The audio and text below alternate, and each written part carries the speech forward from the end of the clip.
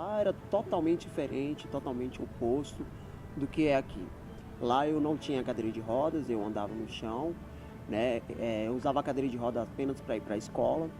Eu comecei a frequentar a escola quando eu tinha 10 anos, porque a escola não queria me receber devido à minha deficiência.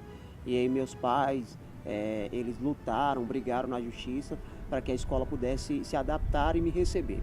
Aos 10 anos eu fui para a escola e aí eu comecei a fazer uma rede de amigos.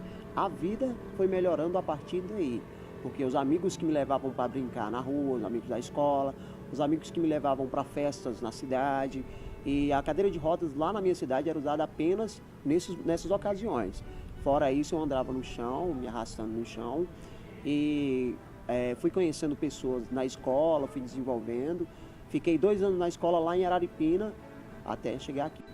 A prefeitura, a cada 4 anos, vinha uma remessa de cadeira de rodas para a cidade de Araripina, e eu já tinha, e eles me passavam, me doavam uma dessas cadeiras.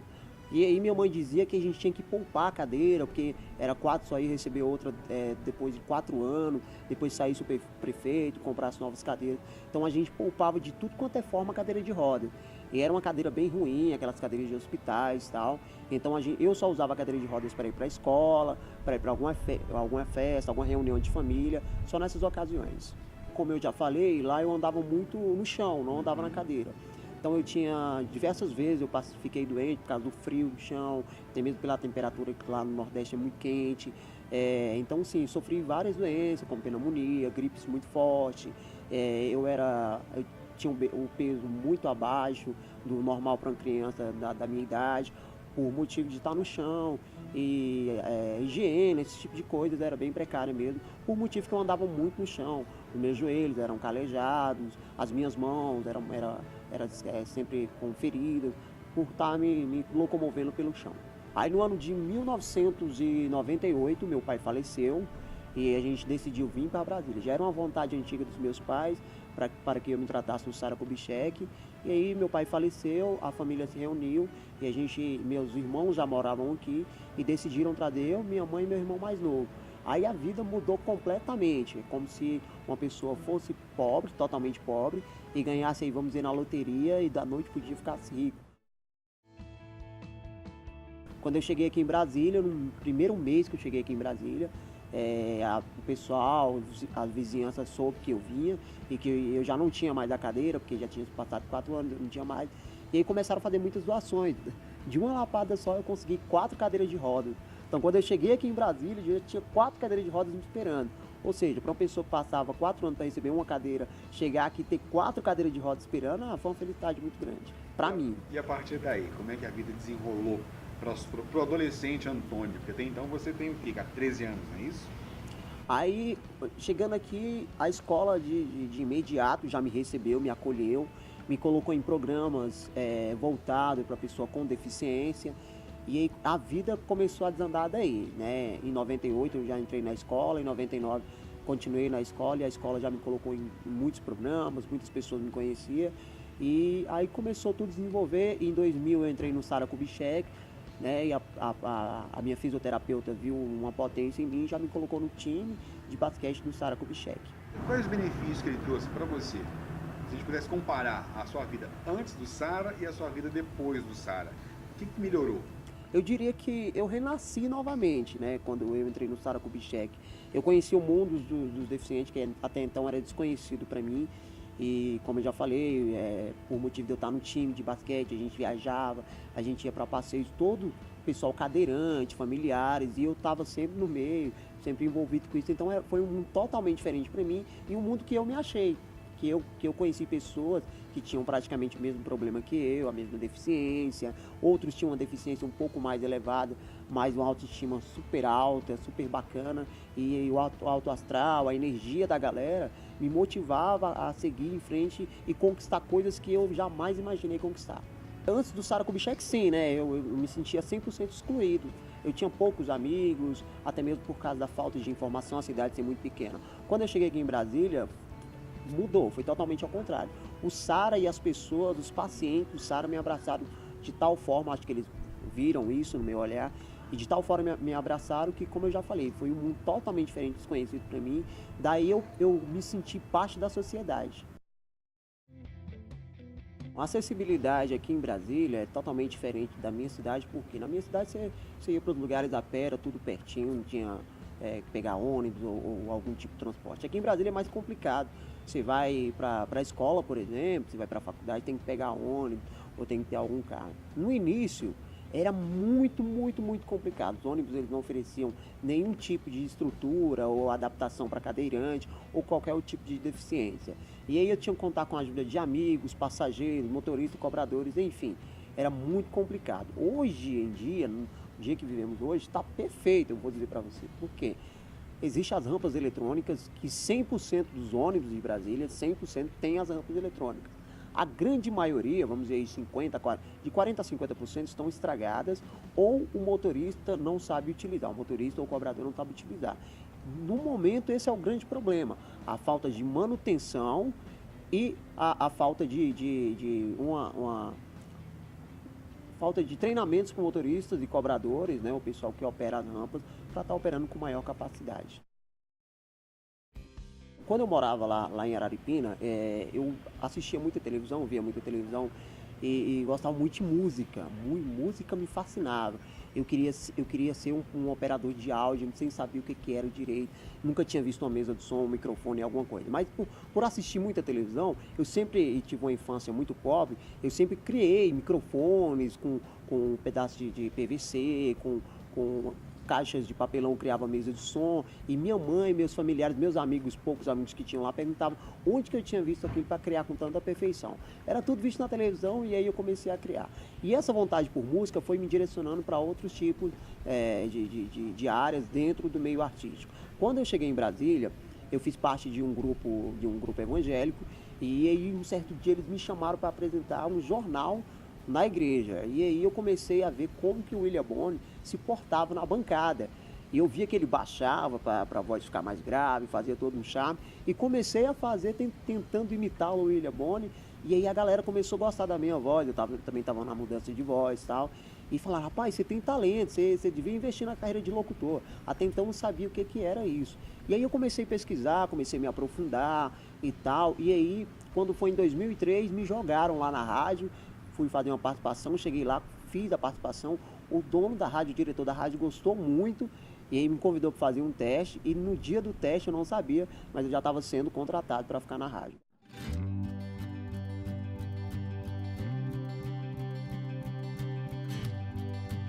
Trabalhar com o Antônio para mim significa uma satisfação muito grande.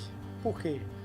O Antônio, ele é uma pessoa bem humilde, ele é uma pessoa batalhadora. Em todos os projetos que ele tem na vida dele, nos estudos ele é bem focado, ele é reconhecido por muitas pessoas, tem muitos amigos e eu tenho a satisfação de poder fazer parte da equipe dele, poder ajudar com o que a gente pode, improvisando, fazendo as coisas assim, de última hora, coisas assim que sempre dá certo. Tudo que a gente fez até hoje, todos os programas aqui na rádio, todas as coberturas de eventos, tudo que a gente foi fazer foi bem feito, bem elogiado. E um reconhecimento muito grande vem para o nome dele, que é uma pessoa humilde que consegue conquistar todas as pessoas. Esse momento de superação do Antônio, eu percebi quando nós se conhecemos na faculdade em Anguera. E desde março que eu olhei para o Antônio e percebi que esse sim é o verdadeiro amigo. Não só pela faculdade, mas um verdadeiro amigo que dá oportunidades para as outras pessoas. E eu tenho muito orgulho de fazer parte, né, desse grupo junto com ele aqui na Rádio MIG FM. E eu só tenho que agradecer a ele e toda a equipe da MIG FM por me dar essa oportunidade. Ele abriu aqui esse espaço pra gente, né, que não tem nenhuma técnica ainda nesse ramo, né, no rádio. Eu mesmo trabalhava com stand-up só em teatro e ele abriu essa porta aqui, então é mais que superação. Eu acho que é mesmo o fato dele ser uma pessoa que pensa nos outros, não só nele, mas nos outros. E um beijo, Tonhão. Como tudo na minha vida, foi tudo inesperado, foi tudo um sonho tornando-se realidade, até mesmo pela minha infância pobre. Quando eu conheci no mundo do rádio, aí eu queria muito trabalhar em rádio profissional. E eu vi que a forma de eu entrar no rádio profissional seria através de uma universidade. Aí eu comecei fazer Enem, comecei a estudar bastante, terminar o meu segundo grau, que estava incompleto devido à minha entrada tarde na escola. E aí eu completei tudo, ensino médio, fiz Enem e aí cheguei à universidade. Quando tá faltando uma semana para começar as aulas na universidade, eu falei assim, e agora? Como que a galera vai reagir um cadeirante numa universidade? Qual vai ser essa expectativa do pessoal à minha pessoa? E aí foi totalmente tudo ao contrário do que eu imaginava. A galera me recebeu super bem, todos me acolheram bem, eu tenho amizade com todos da sala, todos os professores. As minhas notas, graças a Deus, são muito boas, não tenho o que reclamar.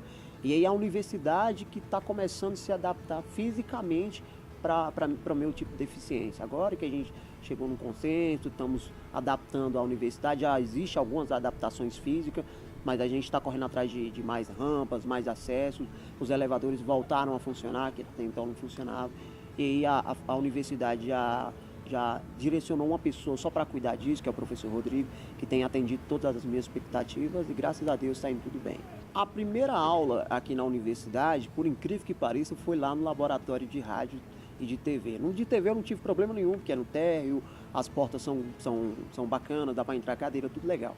Quando foi para a gente gravar no estúdio de rádio, foi uma loucura, porque o estúdio de rádio, a porta tem acho que 50 a 70 centímetros, minha cadeira ela é um pouco grande, tem as rodas abertas. Se tiver que tirar uma roda e entrar, os alunos ficaram abismados por se tratar de uma universidade e não ter a estrutura. Segundo os professores já me passaram, já está havendo um estudo perante o estúdio de rádio para estar ampliando a porta e aí está conseguindo ter o acesso. Mas fora isso é tranquilo, graças a Deus. Para chegar até lá? Para chegar lá a gente tem um elevador no pavimento e atravessa, tem uma porta exclusiva que o cadeirante entra lá até o estúdio. Lá no estúdio é que temos esse probleminha na cabine de gravação com essa porta, mas já está sendo estudado uma forma de ampliar essa porta lá. Família é uma parte muito importante na minha vida, porque a minha mãe de sangue, minha mãe verdadeira, ela é alcoólatra e não cuidava de mim quando eu era bebê e deixou eu cair, eu quebrei a coluna e fiquei tetraplégico. Eu sou tetraplégico, não paraplégico. Aí uma família me pegou para criar, uma família muito humilde, né? Minha mãe, minhas irmãs, meu pai. E aí meu pai era tudo para mim. Quando eu tinha 12 anos, eu perdi meu pai e ele foi assassinado lá no Nordeste. Depois disso, minha mãe e minhas irmãs começaram a me criar, cuidar de mim, me estruturar. E eu amo minha mãe e minhas irmãs eu amo minha mãe e minhas irmãs como a coisa mais importante da minha vida. É a coisa mais importante da minha vida. Daí então, eu nunca imaginei, por ser tetraplégico, por ser deficiente, eu nunca imaginei que eu ia casar, ter filhos. E quando foi em 2004, eu conheci a minha atual esposa, eu estava fazendo um evento em um acampamento, eu era um locutor. E aí ela foi atrás da voz, chegou lá, ela viu, se interessou. E aí começou a me procurar nas redes sociais, me encontrou na época do Orkut e tal. A gente começou a conversar, ela pediu meu MSN, naquela época antiga, nós começamos a conversar e até então teve um dia que ela falou para mim, olha, eu queria muito conhecer você pessoalmente e eu tenho um interesse muito grande em casar com você, ou seja, ela foi bem direta. E como tudo na minha vida foi uma grande surpresa, ter uma pessoa que quisesse casar comigo, constituir família, foi uma surpresa maior ainda. E aí a gente se encontrou, nós namoramos, aí logo após nosso namoro a gente noivou, casamos. Hoje eu tenho 2 filhos, o Ítalo de 5 anos e tenho o Eduardo que vai completar 2 anos. A nossa vida é super tranquila, graças a Deus. Eu faço faculdade, trabalho, eu sou locutor comercial, trabalho em lojas, ela também trabalha, nós moramos em um lugar muito, muito bom no Recanto das Emas, fácil para mim vir para a faculdade, para ir trabalhar. Hoje, família para mim é tudo e graças a Deus a minha família é 100%. Como é que é a sua relação com as crianças? Essa questão do pai presente, do pai estar sempre junto, de brincar, de acompanhar, como é que se dá esse processo? Era uma preocupação muito grande minha, porque eu imaginava que meus filhos iam nascer com algum tipo de deficiência. Mas como a Sara me explicou, a minha deficiência ela não é deficiência genética, eu adquiri ela devido à queda. Meus filhos são super saudáveis, super, graças a Deus, os 2 andam normal, não tem nenhum problema físico. Eu nasci e a minha mãe era alcoólatra, minha mãe de sangue, minha mãe verdadeira era alcoólatra. E ela não tinha nenhum tipo de cuidado, como a gente deve ter com um bebê. Segundo informações de meus avós, de familiares, de pessoas que conviviam próximo a mim. Ela me deixava sozinho em casa e saía para beber junto com meu pai e tal.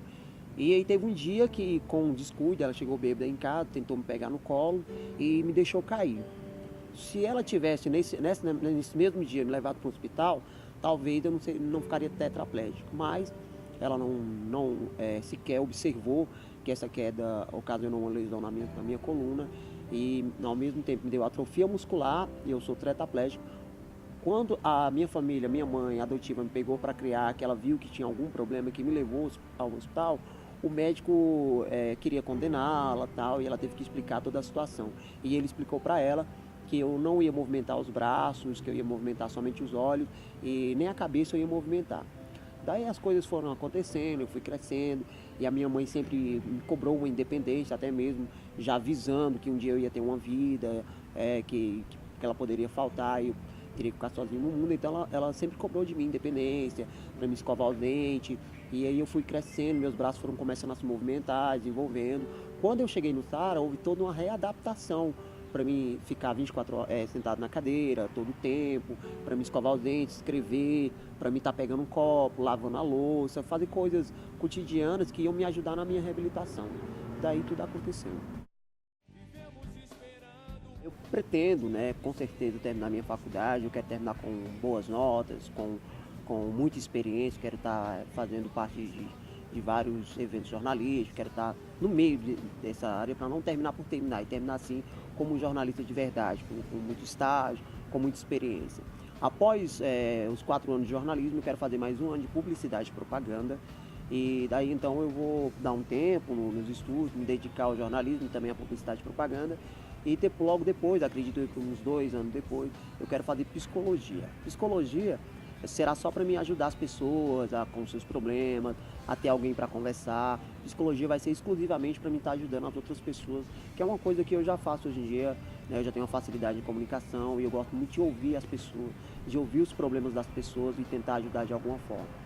E é isso, ajudar meus filhos também a estar fazendo uma universidade, ajudar minha esposa a terminar a sua universidade. E se Deus quiser, daqui a uns 7, 8 anos eu quero estar aí com as 3 graduações.